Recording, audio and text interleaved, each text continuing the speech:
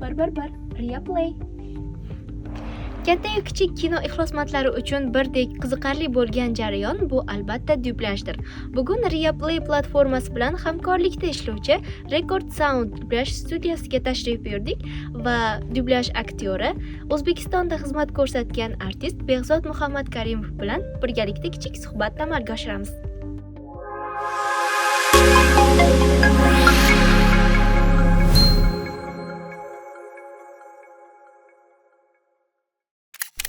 O'zi umuman dublyaj jarayoni haqida, uning qanday amalga oshirilishi haqida bir necha og'iz gapira olasizmi? Endi Ko'pchilik uchun qiziq jarayon bu. Ko'pchilik filmlarga qanday ovoz berilishiga qiziqadi. dublyaj endi o'zi ko'pchilikka qiziq soha bo'lsa, o'zimizga ham qiziq jarayon. Misol uchun hamma aktyorlar shu dublyajda ham ishtirok etsam deydi, chunki endi misol uchun biz mana teatrda, sahnada rol o'ynaymiz, bu yoqda syomkalarda, ekranda rol o'ynaymiz. Dublyajda ham o'sha ishimizni qilamizda, aslida bunday olib qaraganda. Faqat joy o'zgaradi. U sahna, bu ekran orti.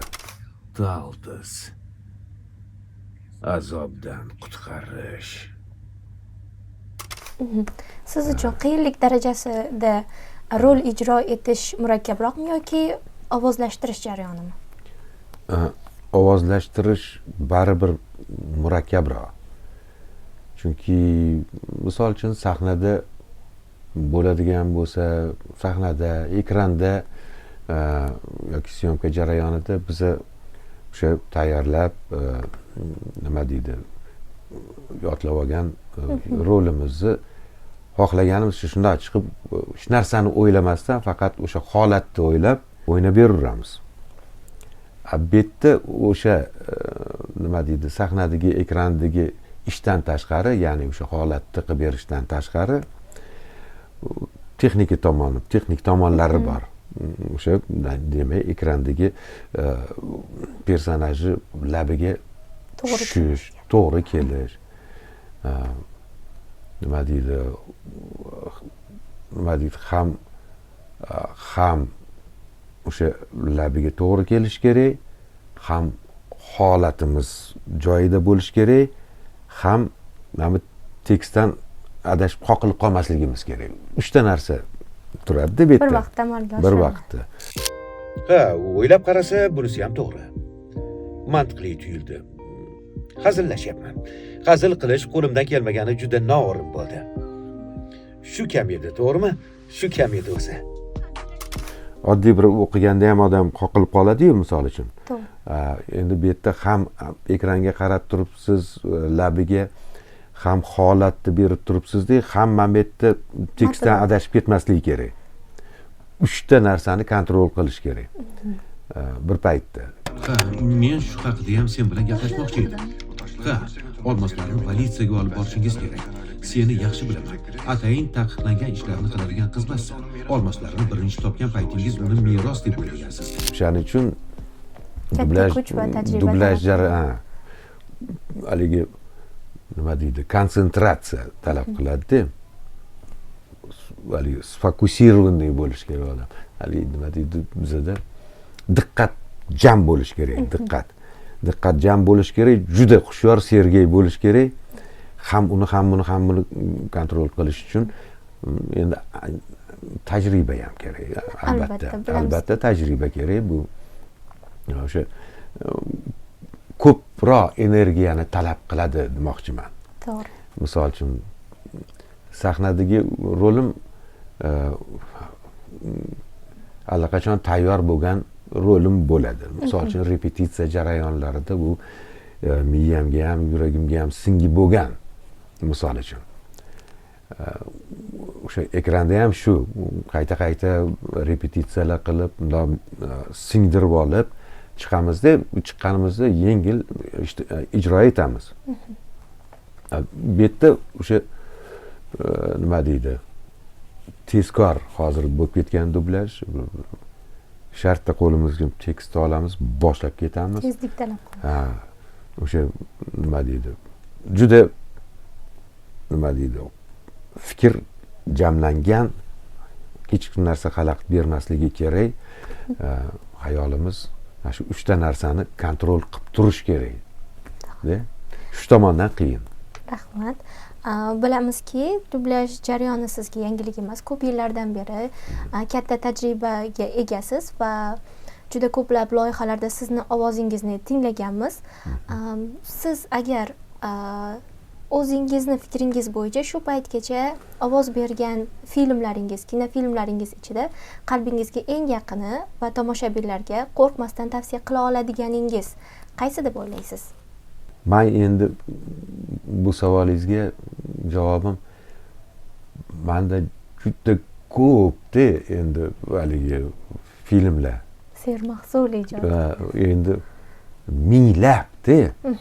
minglab filmlar, orasida seriallar, multfilmlar, qancha endi misol uchun o'zimga yoqqan filmlar ham bor, o'zimni ishim yoqqan filmlar ham bor. O'zimga o'sha film o'zini mazmuni yoqqani ham bor, o'zimni ishim yoqqanlari ham. Endi 30 yil davomida, 30-35 yil davomida endi deyarli har kuni dublyajda qatnashganmiz. Deyarli har kuni. Ilgari misol uchun sinxron dublyaj paytlarida albatta bir oyda bitta, ikkita, 3ta film chiqardi. Umuman olganda, chunki sinxron dublyaj paytida qiyin edi. Ham plyonkalarda yozilardi. Endi hozir raqamli texnika chiqib ketgandan keyin mana bu kompyuterlarimiz imkoniyatlari shunaqaki biz tez chiqara olamiz mahsulotni va misol uchun men kuniga 4-5 ta filmga ovoz beraman. Endi tasavvur qiling, bir yilda necha kun bor. O'shani 4-5 taga ko'paytirsangiz qancha bo'ladi bir yilni o'zida? Misol uchun, bir yilni o'zida 1,5-2 mingta film qilib qo'yamiz. Bitta odam misol uchun. Shunga tanlab yetishim qiyin, lekin menga misol uchun eng esimda, o'zimga ham esimda qolgan film deylik o'sha o'g'irlanmagan kelin degan hind filmi Shohruxxon ijrosida. O'shanda biz ham yosh edik, Gulchehra Nosirova bilan ikkalamiz ovoz berganmiz. Eng menga anaqa qiladigan 2 kishi ovoz berganmiz-da. 2 kishi. Bir vaqt. 2 kishigina. Hamma ayollarga Gulchehra. Demak, butun film faqat 2 ta dublyaj aktyori ishtirokida ovozlashtirilgan. Butun erkaklar men. Raj, agarda u seni sevsa, qayrilib qaraydi. O'giril.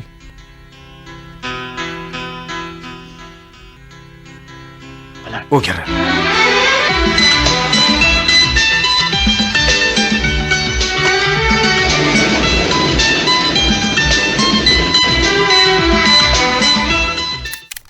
Shohruxxon bo'lsa boshqa qahramon, keyin otasi, anaqasi, o'rtog'i, boshqasi, endi har xil hamma obrazlarni, hamma xarakterlarni bitta odam qilishi endi ham qiyin, ham qiziqarli.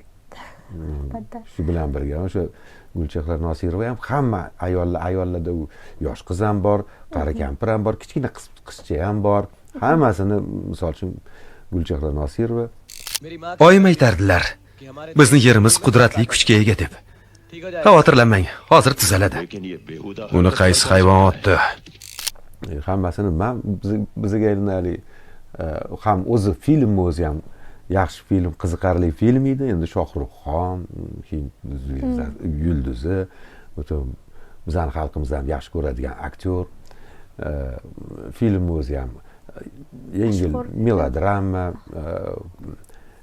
komediya aralash deb ham o'sha hammasiga o'zimiz bitta odam ovoz bergan biz uchun qiziq jarayon bo'lganda, qiziq jarayon. va man hozirgacha odamlar yaxshi ko'rib qayta qo'ysa ham Albatta, sevimli ko'rishadi. filmlardan biri, lekin hammani sevimli filmlari. menimcha ko'pchilik sezmagan bo'lsa kerak bu ikki inson tomonidan amalga oshirilganligini. Ha, balki Ko'pchilik uchun bilmadim, qiziq o'shani fakt bo'lishi bilmadim, aniq ha. buni. O'sha hamma erkaklar mani o'zim edim. O'shanisi bilan jarayon ham qiziq bo'lgan, film ham qiziq edi. Keyin ko'rganimda natijadan ham qoniqqanman. To'g'risi. Ajoyib. Mana shu o'zingiz aytib bergan voqeadan yana bir savol yuzaga keldi. Bir vaqtning o'zida bitta filmda bir nechta qahramonga ovoz berish holatlari kuzatiladi.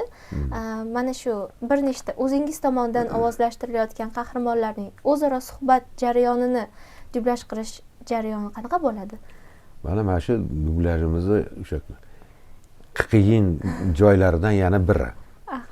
Endi mana hozir misol uchun ilgaridagi sinxron dublyaj dirdik, ya'ni har bitta personajga alohida bir aktyor ovoz beradigan, ham yig'lasa yig'lab, kulsa kulib, yo'talsa yo'talib, nafas olib qo'ysa nafas olib qiladiganimiz bor. U sinxron dublyaj deyiladi. Endi bunaqa dublyajimiz bor. Bu endi nima deydi? Vaqt, mablag' masalasiga taqaladi. Shuning uchun misol uchun mana 4-5 kishi bitta filmga ovoz beramizda, har birimizga bir 3-4 talab personaj to'g'ri keladi. O'zi bir-biri bilan gaplashib qoladigan paytda ayniqsa qiynalamiz. O'sha vaziyatda ovoz birdaniga bir qahramondan boshqasiga bir vaqtning o'zida almashtiriladimi yoki alohida yozib olinadimi? Endi agar judalik bidir-bidir qilib tashlashmagan bo'lsa, ustma-ust qilib. Agar endi mana bilasizmi, ayniqsa komedik filmlarda, ayniqsa Gollivudskiy filmlarda bir-birini ustiga gapirib tashlaydi. O'shanaqa paytlarda endi alohida yozmasdan iloji yo'q. Endi agar bosiqroq gapirilgan bo'lsa, unaqa bidillab tashlamagan bo'lsa, unda bir vaqtda ham olib ketaveramiz. Endi misol uchun o'sha tajribali dublyaj aktyorlari bir vaqtda ham olib ketaveradi. Uni ham, buni ham xarakterlarini ajratib, boshqa qilib, endi qiyin bo'ladigan payti o'shalik bir-biri bilan gaplashadigan. Ikkala qahramoningiz misol uchun bir xil yoshdagi, bir xil xarakterdagi bo'lsa, ajratish qiyin bo'lib qoladi-da. Shunaqa qahramonlar ham bo'lib qoladi-da. Ikkita do'sti, ikkalasi ham xarakteri ham bir xil, yoshi ham bir xil, kinoda qiladigan ishlari ham bir xil. O'shanaqalarni bir-biri bilan gaplashadigan paytda bir-biridan ajratish qiyin bo'ladi. Alohida yozgan taqdiringizda ham ajratish qiyin bo'ladi. Sababi nimasini ajratasiz? O'sha возраст, o'sha yosh, o'sha xarakteri ham o'shanaqa, biri bidir yoki ikkinchisi bir komik, biri jiddiy emas, bir xil ham ikkalovi ham. Mana shunaqalari ham to'g'ri kelib qoladi, o'shanda qiynalamiz. Ajratish qiyin bo'ladi. Endi misol uchun yoshi katta bo'lsa, yoshi hali ovoz beramiz. Misol uchun agar bunisi jiddiy, bunisi komediyali, hajviyroq rol ijro etayotgan bo'lsa, u tomondan ajratamiz. Xarakteri har xil bo'lsa, o'sha ajrata olamiz. Yoki biri salbiy, biri ijobiy bo'lsa, uni ajratish osonroq. Lekin ikkalovi bir xil bo'lib qolsa qiyin bo'ladi. Yana bir-biri bilan gaplashib qolsa. Dublyajning ko'pchilik bilmaydigan murakkab tomonlaridan biri shu deb ayta olamiz, demak. Shunaqa tomonlari bor. Va so'nggi savolimiz, Reaplay platformasi bilan ko'p vaqtdan buyon hamkorlikda tayyorlangan loyihalarda ishtirok etyapsiz va nima deb o'ylaysiz, Reaplay jamoasi va mana shu muhitda ishlash sizga yoqyaptimi, manzur bo'lyaptimi? Texnik imkoniyatlar va jamoa bilan ishlash. Juda yaxshi, hamma tomonlama. Sharoitlar ham, texnik imkoniyatlari ham mana shu hozirgi paytdagi eng oxirgi nima deydi, texnikalar bilan ishlanyapti. Qolaversa nima deydi, qiziqarli filmlarni yetkazib berib turishibdi. Biz uchun, aktyorlar uchun bu tomoni ham kerakda. Qancha qiziqarli film bo'lsa, misol uchun o'sha platforma tomonidan bizani chaqirishadi, biza kelib ishlaymiz-ku. Biz bilmaymiz u qanaqa film olishayotgani, u yoqdagi tashkiliy jarayonlardan bizani xabarimiz yo'q. O'sha qiziqarli filmlarni yetkazib berib turishibdi. Bizga chunki qiziqarli bo'lsa, birinchidan bizga ishlash jarayonini o'zi zavq bag'ishlaydi. O'zimizga ham bir nima deydi, ham oson kechadi, ya'ni o'ylamaymiz. Biz ham o'z ichiga kirib ketganimiz uchun vaqt o'tayotganini ham bilmaymiz.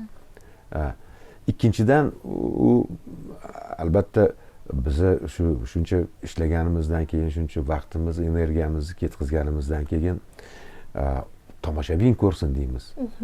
Tomoshabin ko'rib, anu filmni qilibsizlar, ovoz bergan ekansiz, zo'r chiqibdi, maza qildik deyishini xohlaymiz. Tomoshabin e'tirofi ham muhim. U tomoshabinni ko'rib maza qilgani, uni bizga aytgani muhimdek juda ham. O'shaning uchun qancha qilayotgan ishlarimiz, misol uchun filmlar, yetkazib berilayotgan filmlar qanchalik qiziqarli, qanchalik dolzarb, qanchalik aqlli bo'lsa, uni tomoshabin ko'radi va biz shuni xohlaymiz. Mana shunaqa yaxshi filmlar bo'lishini.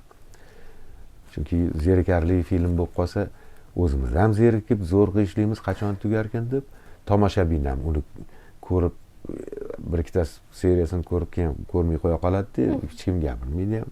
Biz ham endi qilgan ishimizni tomoshabindan eshitib turish xohlaymiz-da. Ko'rdik, zo'r bo'pti, rahmat sizlarga deb turishadi-da. Albatta. Bu har bitta ijodkor uchun eng katta mukofotdek gap. To'g'ri. Shu bilan savollarimiz o'z nihoyasiga yetdi. Ajratgan vaqtingiz va e'tiboringiz uchun katta rahmat. Minnatdormiz. Va hamkorligimiz davom etadi degan umiddamiz. Xudo xohlasa. Ijodda zafarlar va kuch-quvvat tilaymiz. Sizlarga ham xuddi shu narsani tilab qolaman. Rahmat, ustoz. Xo'p, salomat bo'linglar. Bo'lmasa mayli keling bundan kelishing deb. Svet o'chib qolibsiz. Bo'lmasa bunaqa savol bering deb ham olib ketavering. 30-avgustmi? Bugun necha? Ertaga ekan-ku. Qani, Uzgur bey. Ertagalikka. Xavotir olma, telefon seniki. Nega yo'qoladi? Nega?